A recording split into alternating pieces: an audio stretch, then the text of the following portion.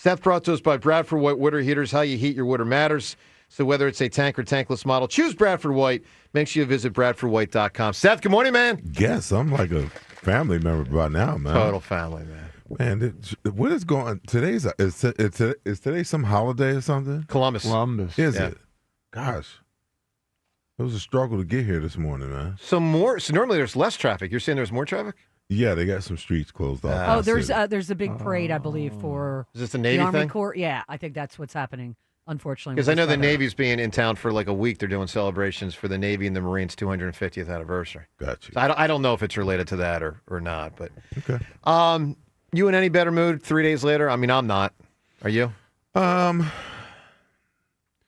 know, the beauty of doing a post-game show is the raw emotion, organic nature of the content.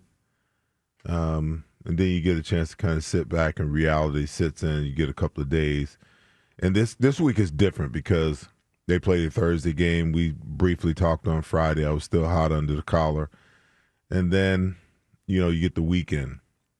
You get a chance to watch other teams and watch how they operate and see their efficiency opposed to, our inefficiencies. And it bothers you a little bit, but it gives you some perspective. That helps?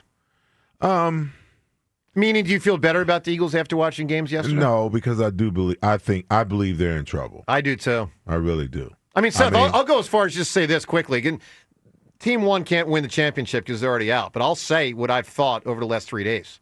I actually think the 2025 Phillies are better than the 2025 Eagles. Like, I really think they're a lot better. Well, good thing the Eagles have I know. bunch of a season. Eagles haven't been eliminated, but I mean, I think the Eagles, Seth, are in trouble. So when you say they're in trouble, what hits you? What leads you to say that? I think they're in trouble because they look under-talented on the defensive side. I believe that, how we overestimated some personnel, and they're just not panning out for them. And the inconsistencies of youth are it's going to be an ebb and flow type of situation.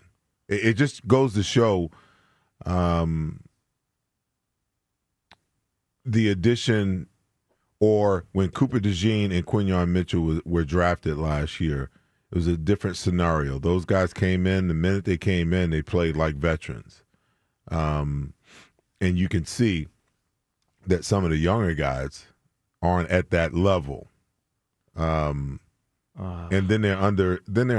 I mean, if you don't have Jalen Carter and you're playing against a quality team, you have no shot at dominating the line of scrimmage. You just don't. Jordan Davis, bless his heart, he lost the weight, came in shape. But when he gets tired, it's a wrap. You're not getting anything out of him.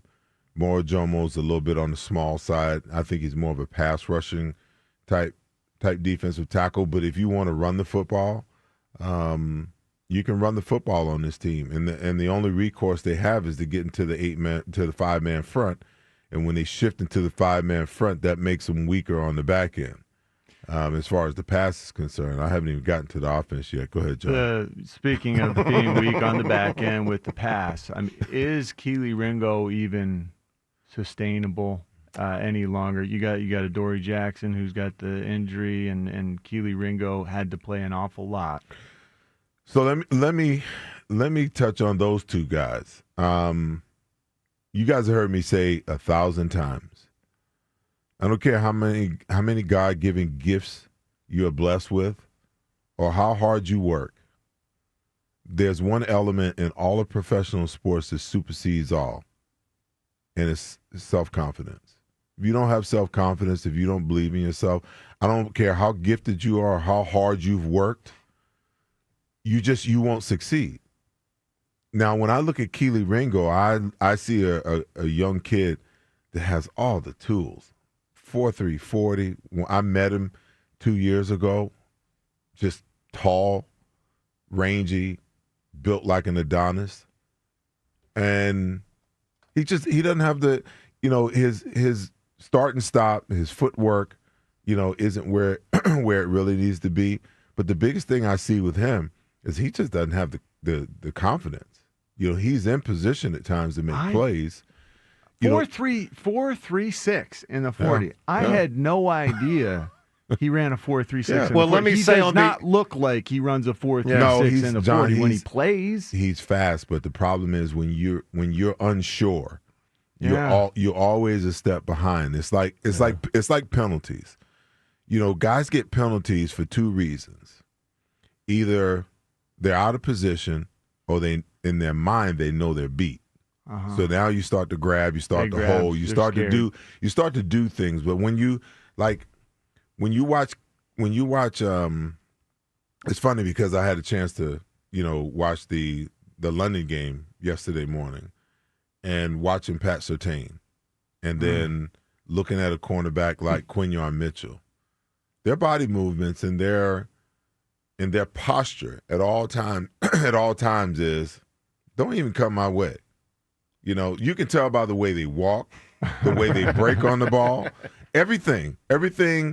It reeks of confidence, of supreme confidence. You will make every single play, and if by chance you somehow beat me, I will make up for it, and I will steal it right back from you the next time. Well, here's what I'd say on behalf of the city of Philadelphia. The feeling is mutual. Kelee, we don't have confidence in you either. All right, Seth, let's get to the offense. So on the offense, what's going on, man? So on the offensive side of the ball, you have to begin with the offensive line, because like the defensive side, if you're not dominant up front, you won't be dominant in any other fashion. In the offensive line right now, I don't know that Cam Jurgens is 100%. I would lean towards saying he's nowhere near 100%, because he's just getting blown off the ball and pushed in the backfield almost every single play. And the problem with our offense and how it's run, when you're in shotgun and that running back and Saquon is offset one way or the other, teams have figured out, and I've been saying it all along, that's why I want to see Jalen under center more, is that when it's your intent to run the football, 95% of the time you have to go across the quarterback's face with the run.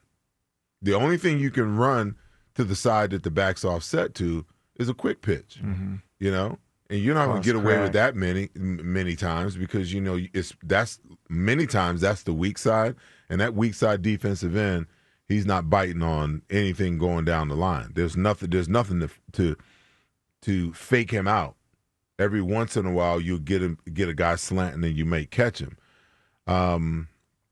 But he's just getting pushed in the backfield. Like DJ Jones and I know that that was the Denver game, but every single play, he slanted in the direction away from the back, and he pushed Cam Jurgens in the backfield. I pulled 4 clips and put them up on my social media after the Denver Bronco game to show why they can't run the football. So he's the first issue. The second issue is Jordan Mailata is just not playing up to the level that he's been playing. And Landon Dickerson is a massive loss, because Toth can't be a quarter of the player that he is. Steen is still trying to figure it out, so he has his moments. And even Lane has had his moments. And that's the comedy of errors that I talk about, on my social media posts, is that they take turns. Like, as a unit, as a whole unit, like Jordan Mailata will take a turn on one play, and then Lane will take a turn on one play, and then Cam Jurgens will get blown up on one play. And then Tyler Steen will, take the wrong angle. Kind of reminds me of Turner, Schwarber, and Harper, except those guys do 3 in a row. But and then the overall offense, as far as I'm concerned, is just too basic and too non-complex for the National Football League. Mm-hmm. What they run, you can get away with. You think Patul's a problem? I don't know that he's 100% the problem, because I'm not in the building. And we live in an era where head coaches and coordinators, offensive coordinators, are more bent towards running things that the quarterback feels comfortable with than making the quarterback go work his ass off to figure out how to run everything in his playbook. And when you do that, if that's the case, then limits the offense. You can't put it all on Kevin Patullo. So I'm just saying, I don't know whether that's what Jalen wants to run or if that's Kevin Patullo's playbook.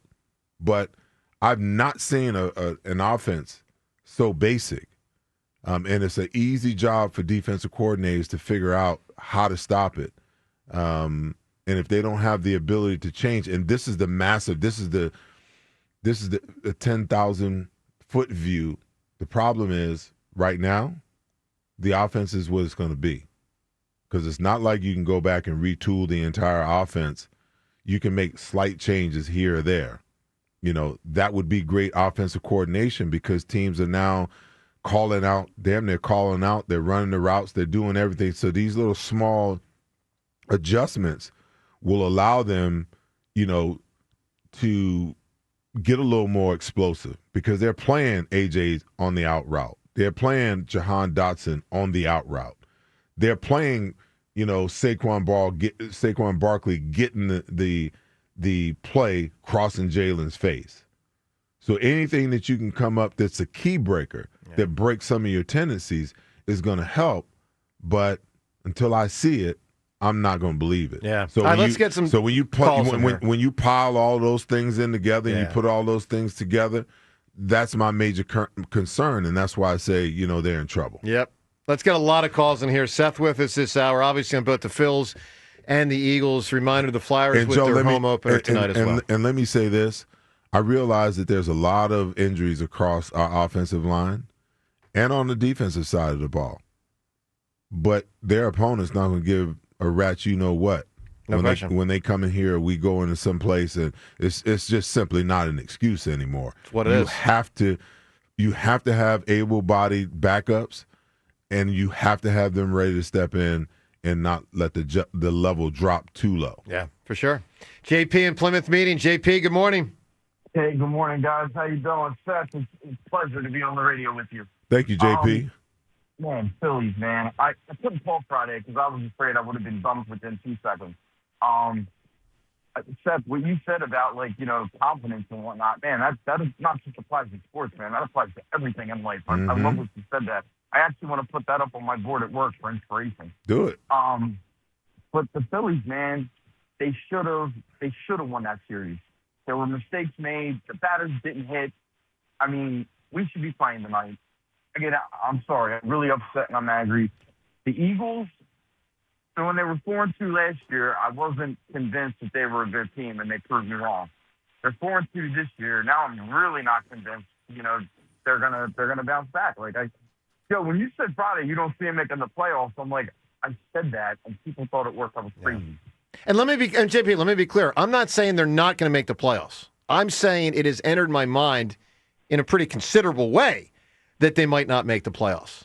I mean, they could easily, if we rewound the first 4 games and really watched how they won, they really could be 1-5. And I know they're not, but I mean, let's be real. Travis Kelce catches the ball, CeeDee Lamb catches a couple of them, and Jordan Davis doesn't, block a field goal. They're probably 1-5. And that's not getting to the Bucs game where the Eagles held on. That was the one they had the big lead and held on at the end, right? Like if the game goes 5 more minutes, the Eagles lose. I mean, I'm just telling you, man. JP, they were 4 of the shakier wins I've seen in a long time. Yeah. It's bringing me back to 2 years all over again. Yep. How they were winning games, but they were winning by the skin of their teeth, and then they just collapsed. JP, how about this fact? They've been outgained in all 6 games. And by the way, considerably. That's not good, man. No, it's not. I'm not. I know last year, I wasn't convinced, but now I'm really not convinced at 4-2. I think it was a better team last year at 4-2, not with this team. John, or Joe, when you said, I don't know if they're going to make the playoffs. Yeah. People at work think I'm crazy. Well, and here's the other thing, JP. If they do make it, you're probably talking about a scenario where they're going to have to play 2 games on the road. Like maybe they win the division and get that 10-7 first round game. The Commanders are going to beat us for the division. I didn't say that. Maybe it's a maybe. Well, someone has to beat us for the division. No, it's a maybe. No, but but my point is, you're going to have to win a lot on the road. You're going to have to win 2 playoff games on the road. They're not going to be. This team is not going to be 13-4. A pivotal game is going to be everybody else knocking everybody else off, though. So we'll see how that plays out because you got the Cowboys playing Washington next week. That's a big game. If the Cowboys lose that game, it's Katie barred the door. If Washington loses that game, it's that's a massive benefit for the Eagles. Yeah, but my point is I'm more concerned about if they get there that they're just. I could see him getting whooped in the second round of the playoffs. But my point. You can't see. I'm not going to play the if game, Joe, because you know what? If they play halfway decent in the fourth quarter, okay, if they make a few more plays, if Kelee Ringo knocks that 2-point conversion down, they win that game. Look, they can wait, get wait.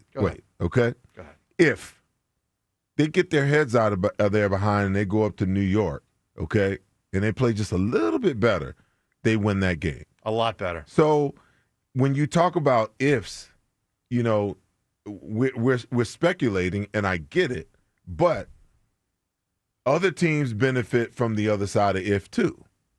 So when fair enough, but here's my assessment of the Eagles. They are not very good.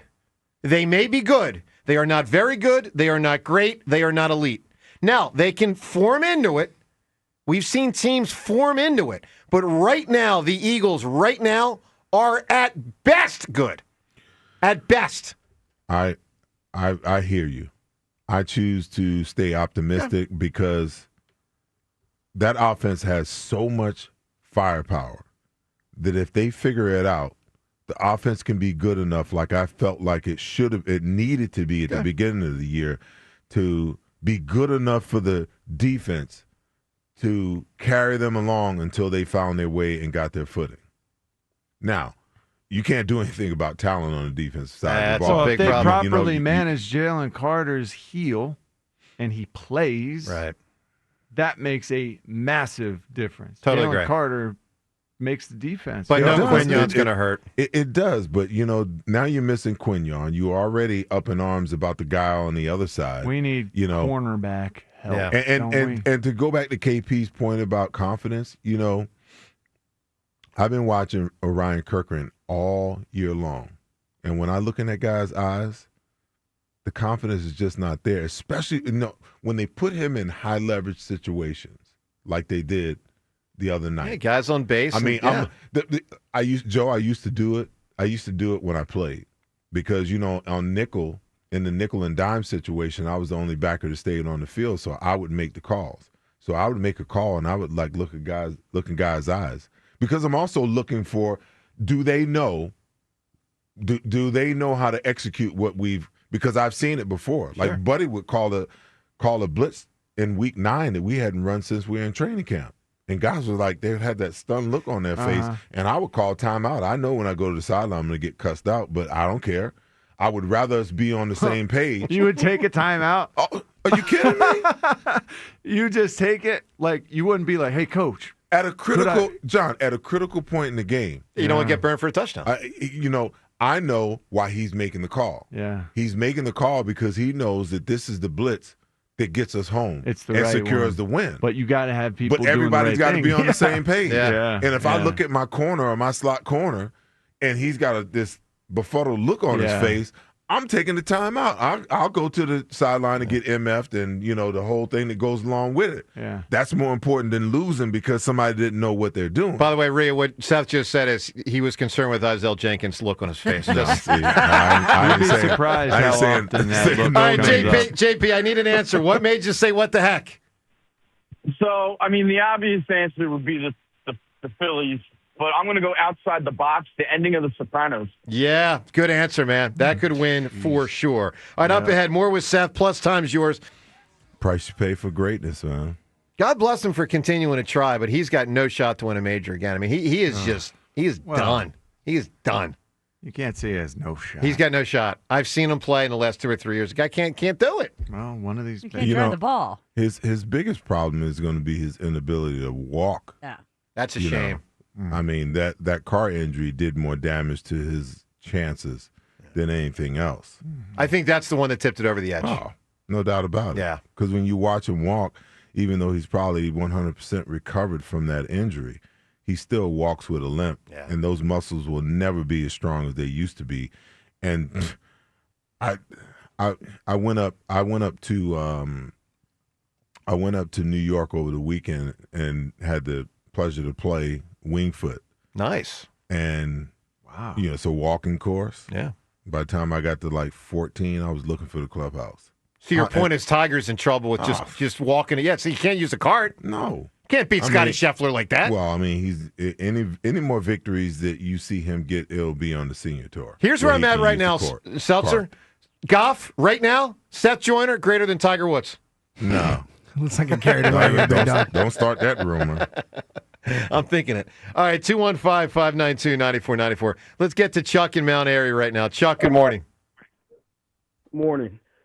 Hey, Hi, Chuck. listen, what's up, Seth? Hey, What's listen, up, let me Chuck? ask you something, Seth. Listen, here's the question, right? I want to ask you this. How much of that vanilla offense that you're saying so vanilla and, so basic is being ran because the quarterback, can't run anything else? Just curious to know. Say that again. I missed the beginning of the question. How much is this basic offense that you're saying is basic and is vanilla and defenses are caught up to it?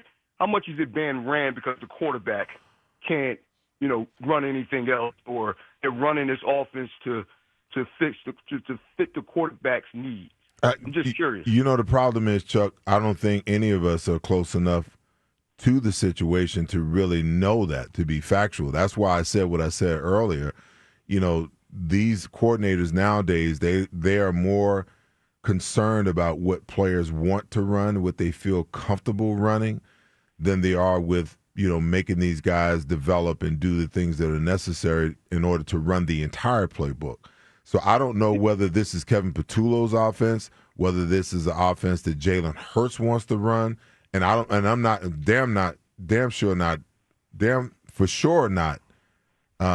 don't know whether Jalen, it's a situation where he can't comprehend a more expanded playbook. I can't speak to that. I won't even speculate about that. Yeah, I just want to say I don't believe in this quarterback anymore. I'm being honest with you. I mean, I think last year was a fluke. I think he had a great team around him and had a great running back, great offensive line, and everything has to be perfect for this guy to be getting good. And we had three coordinators. He had three coordinators in and out of here, and it's been 3 years that this offense has been all passing offense. Let me say that. It's been putrid. And, I think he has to be he's the common denominator. And when you hear the wide receiver saying that the play is great, what does that leave you to believe? That this quarterback's not good enough. And I see Baker Mayfield, players like that, still, he's missing his best wide receiver. He's still out there slinging the ball, all over the yard. This guy is, to me, he probably had give you some wild plays here and there, but I can't ignore the fact that, it's been 3 years that we've been in the bottom half of what a passing offense is supposed to look like in the NFL.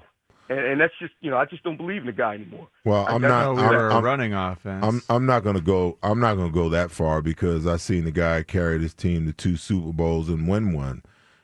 You can't negate that, no matter how much, the run game, like last year, the run game carried us to the Super Bowl, but if not for Jalen Hurts' arm in the Super Bowl, we not marching down Broad Street, smiling in the frigid cold. I don't know about that, Seth. He played great, but I think that. Hold on, Seth. Hold on. That game. No, you're talking about that game. That game they could have won with a lot lesser quarterback. That's not true, Seth, the Joe. other team did not pass midfield till there were a couple of minutes left in the third quarter. I do care. I don't care. They put 44. They put 44 points up, and the quarterback was the main reason why they put it up. Nope, okay? nope. The defense stopping the other team was the main reason why the Eagles dominated that game so much. I totally disagree. And I give Jalen tremendous credit for what he did in that game. But you want to know what the job of the offense is? What? The job of the offense is to score points, and the defense's job is to stop them from scoring points, okay? So let's take the 34. Let's take 7 off the board because Cooper was 7, wait a minute. and Bond was 7. That's what I'm saying. And Bond was 7. Bond's not 7. He Bond intercepted the ball on the 12-yard line. There's a 12-yard touchdown He didn't pass. score the touchdown, yeah, though. but it was a 12-yard run. It does not matter, Joe. The offense put the ball in the end zone. You're not getting me I'm there. going to take 7 points off the board, John,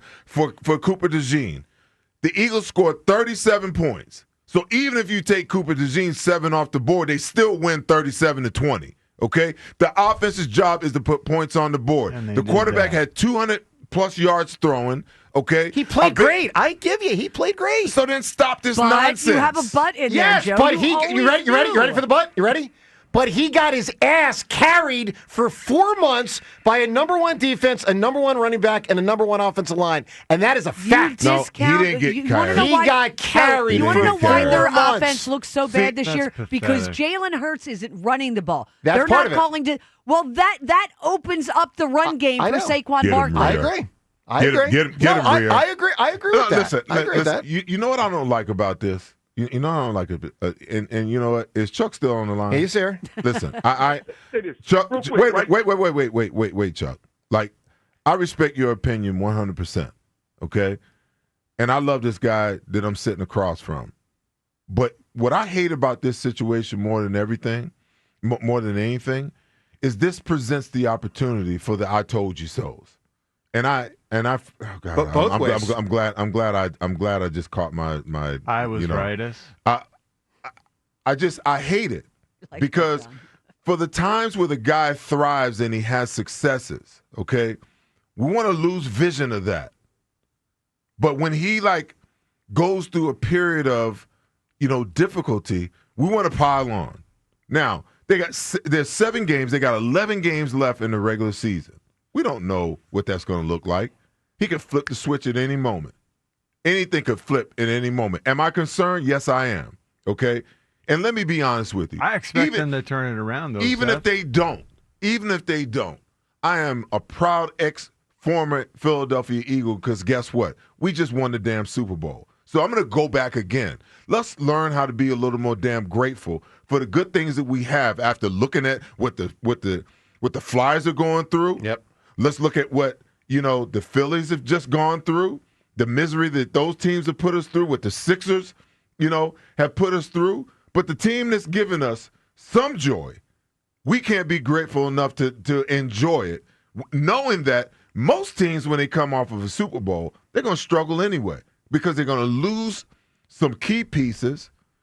If they go through some injuries, which the Eagles did not go through at all last year, if your quarterback struggles, every darn quarterback struggles. I don't care who it is. They all struggle. Patrick Mahomes, over the first 5 weeks, struggled.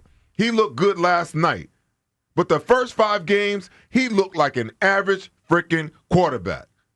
But we want to beat our quarterback up. All Am right, I Chuck- concerned about him? Yes. Chuck, we'll give you the last word here. Go ahead. I just want to say one thing, right? To Rhea and to Seth. When you say that, the running game, last year was so successful, Saquon was so successful because of, Jalen Hurts' running ability. I think that's a knock on Saquon. I said Saquon's it a opened great it back. up. That's No, it taking ain't. words It's part out of my it. mouth. It was No, ain't. part of it. They're tandem. Great back They without- go in without tandem. Jalen They go hand in You know what I hand. mean? Yeah, but he's a great back. And let me tell you what Jalen Hurts benefited from. He benefited from a game plan being, designed to stop Saquon in the Super Bowl. Yeah. And that agree. It all you works together. You can't stop that. That's You know what I mean? football. All right, Chuck, That's we got to complementary move. football. Chuck, call us tomorrow if you get a chance. Give me Hey, what? Joe, you want to know something? Yes. So Chuck, here's the proof that works in opposition of what you're saying. I just want you to go back to last year, Week 16, when we lost to Washington, and when Jalen went out of the game. Saquon Barkley had 25 carries, I believe, in that game for something like 40 yards. Okay, because they knew, the Washington Commanders knew, that Kenny Pickett was never going to run the football. So now you could load the box to take Saquon away without any fear of Kenny Pickett running But the ball. Saquon dominated the next week when Jalen didn't play. That's a fact. That's neither here nor there. No, but if you're going to say the one game for 3 quarters, then let's talk about the next game for 4 I'm talking quarters. about Exactly. no. What I'm saying is that Chuck said that it's a slap in the face to Saquon that we're saying that Jalen is a part of is a part of the reason why for his success. Okay, and I'm trying to tell him the reason why Saquon has some success in large part is because Jalen ran the ball. The reason why Jalen had any successes that he had is because Saquon ran the football. That it runs together. To John's point, they do go hand in hand. They do work together. And I'm not going to separate my quarterback from my running back, because how many teams wish they had the type of running game that the Eagles have? And how Every many team. and the quarterback to a certain all right, extent. Chuck, I got to move. We got a million things happening here. Give me what makes you say what the heck, Chuck? I don't. I mean, I guess inflation. I don't know. Sure, You know, inflation. All right, yeah. I heard somebody complaining about inflation yesterday at the liquor store. Man, I couldn't stop. Well, I will say a case of beer has gotten a lot more expensive. No, they were This looking is at a bottle of nonsense. wine. They're Everything is like, I how know. expensive this is inflation. I go, it's a bottle of wine. You're going to pay for it. Why are you complaining? Get for meal wines. Yeah. It's the best. Hey, Twitter poll question brought to us by Armin Chevrolet. Armin's clearance event is on. Only a few left. Huge savings on all 2025 leftovers. Visit ArminChevy.com. Together, let's drive. Poll question. Do you think Rob Thompson will be back as the Phillies manager next season? John, people say? Jeez, 60% say no. 55% say yes. Oh, wow. We'll see in the next week or two. With that said, let's do what we do every day at this time. The time is yours. Can't wait. Unlike everyone else, we actually check our voicemail. Tell us, what do you want to say? The time is yours. Well, the first thing I want to say is now that we know James Franklin makes $20,000 per day to not work. James, what does that mean he makes per hour? I didn't want to think about it, Joe. Close to $1,000 an hour. Yeah, that's great. Close to It's awesome. I'm so happy for $1,000 an hour to not work. By the way, that's for the next 6 years. Time's Yours is brought to us by Xfinity, the sponsor of WIP's Xfinity Sports Lounge, your home field advantage from Xfinity. Watch all your favorite teams all in one place. Xfinity.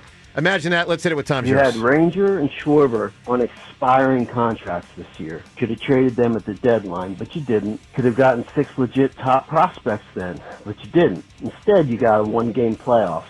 You got to start these little things to keep retooling, but you miss opportunities like this. Nope. That's not the way you try to win a World Series. Not like that. Ha ha ha! The Cowboys. Hey, and Patullo, I heard Penn State's hiring. Time's yours. Wow. Look at that. Cowboys less than the Panthers. Yeah. I like Rob Thompson, and I would bring him back, but I just can't, because the one thing that he is awful at is handling pitchers, and that just killed him. And he wants everybody to be his friend. There's no discipline. Nobody's held accountable. He lets Nick do what he wants and bitch and moan because he's not playing. You can't be everybody's friend and win. Well, I will say this, handling pitchers, I think, is by far the most important job that a manager has. I mean, in a whole season, in a series, the management of the staff and the bullpen is much trickier than who should bat fifth. And he has had issues there. And with that, Time's Yours, we shut it down. The Time's Yours line. Leave Joe and John a message of your thoughts, compliments, and complaints. Call 215-238-4500. Steph, it's a good thing you and I, get along in life, because otherwise, oh boy. I get along with everybody. I just, when I'm a natural debater, man. I mean, I really believe that, I missed that calling when I was in school. Because, I am You wanted to be in the debate club? No, I didn't want to be. I think that I missed that calling. You long for that? No, I don't. I don't. You know what I like? You want to be in the chess club also? Yeah, you want to be on the bowling team? Hey, No. don't rip the chess Hey, club. listen, I used to be a really good bowler until I started playing Are you golf. good at chess? I don't even know the rules of chess anymore. I'm embarrassed to admit it. I can play it, but I'm not great at it. I need a refresher. I probably Sadly. would be because I am a thinker. There you go. Yeah. All right. Strategic. Seth. So look, I still don't feel any better, but hopefully as the week goes on, we feel a Sunday. little better. You're not gonna feel Sunday. You're not gonna feel better to Sunday, Joe. It is what it is. But if Carson gets them, oh boy. I watch. Carson's playing well. Carson gives them a better chance to win than J.J. McCarthy does. John, stop. I'm serious. Stop it. He processes. You'll be surprised. Carson Wentz is horrible. Processes much faster than Browns. J.J. McCarthy. I'm just telling you. He's 2-1. But I'll say this, against this defense with these corners, I mean, anything's possible. He's got a chance. All right, we'll talk about that more as the week goes on. Thank you to Seth. He adjusted his schedule to be with us today. We appreciate that. Seth, we love you even when you're wrong. Everyone, no, I'm just kidding.